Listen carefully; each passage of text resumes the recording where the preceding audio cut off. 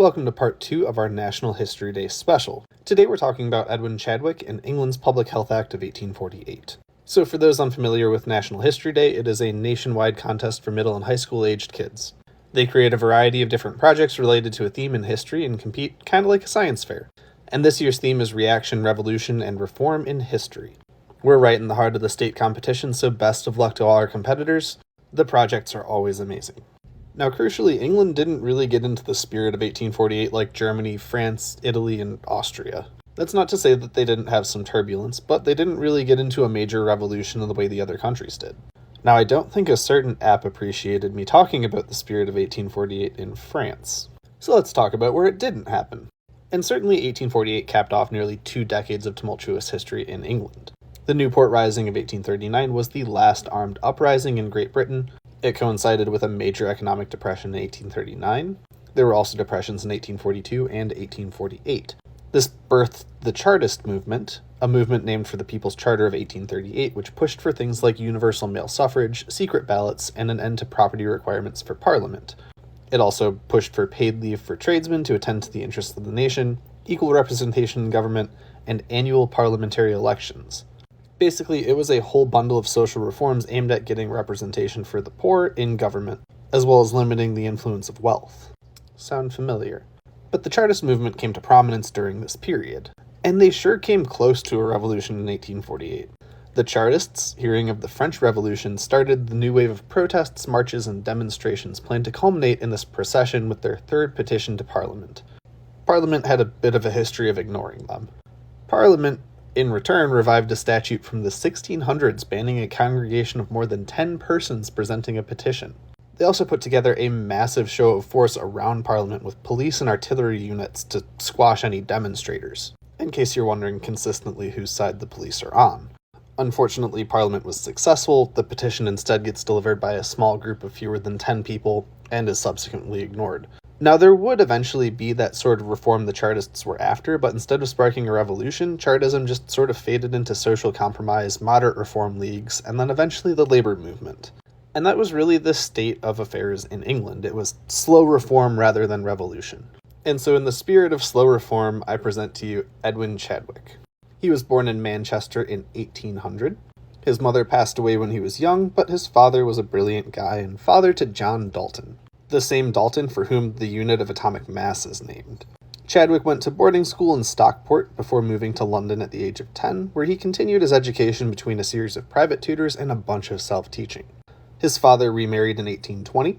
His much younger half-brother, Henry Chadwick, would move to America to become the father of modern baseball, and he's apparently the reason we have a K for a strikeout, as well as one of the first statisticians to apply statistics to the game. But back to Edwin. At 18, Edwin decided to pursue a career in law, so he became an apprentice for a solicitor. He then enrolled in law school at the Temple in London, now the Inns of Court, and he became a barrister in 1830. Now, he didn't have financial support as a barrister, so he wrote a bunch of essays on the application of scientific knowledge to government for the Westminster Review. During this time, he became friends with Thomas Southwood Smith, which that was the only picture I could find of the guy, but tell me he doesn't look like Richard Speight Jr. Like, depending on where you were in the 90s, this is either Skip Muck or Loki. He also became friends with James Phillips Kay, who studied diseases associated with poverty, and Neil Arnott, another physician who also invented the first waterbed to prevent bed sores, and then didn't patent it so that anybody could build the bed to his design. Fun fact. But we're not here to talk about waterbeds. These three were all believers in miasma theory, which was the prevailing theory for transmission of disease. Basically, that disease is spread by bad airs in poor neighborhoods. Now, they are a bunch of old white guys, so this naturally did not stop them from speaking authoritatively on public health. Fortunately, their conclusion from the miasma theory was that public health reform was needed to support the poor. So good old Edwin Chadwick, hanging out with all these doctors, starts to think about how he can use his knowledge for good, specifically to make improvements to sanitation to improve health conditions. In 1832, the Royal Commission appoints him to look into the Poor Law. This was a set of early poverty relief systems, and at the time, employers tended to abuse it to pay below a living wage, since the parishes would end up covering the additional cost of living. So because it was a direct relief system, rather than feeding the poor, it just subsidized a bunch of industrialists.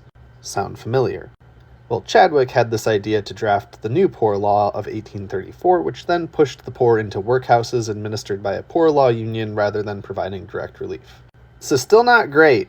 Chadwick also did not get along with his fellow commissioners. He had a great deal of infighting. So he's not off to a great start here.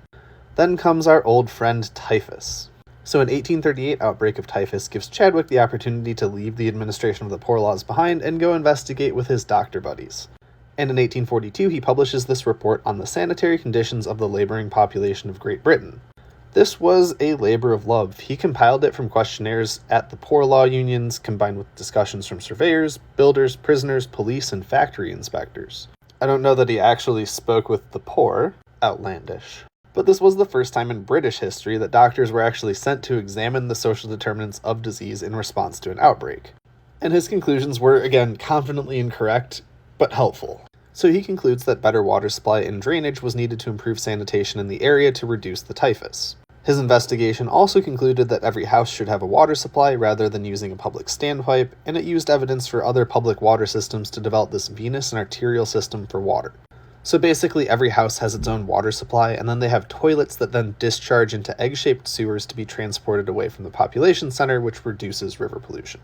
Typhus, of course, is spread by lice, so maybe not helpful for typhus. But oh man, did he tee up Jon Snow for a win.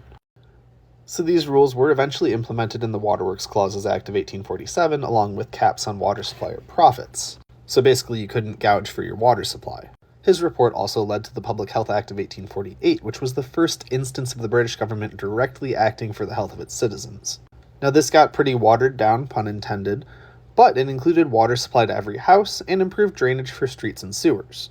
It also established the first General Board of Health, which went over pretty poorly. Chadwick was a bit of a control freak, wanted things done precisely his way, and people didn't love that.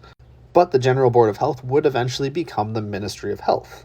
So Edwin Chadwick is a complex guy. He is a career bureaucrat with high-minded ideals that don't always work out, and he's a bit confidently incorrect.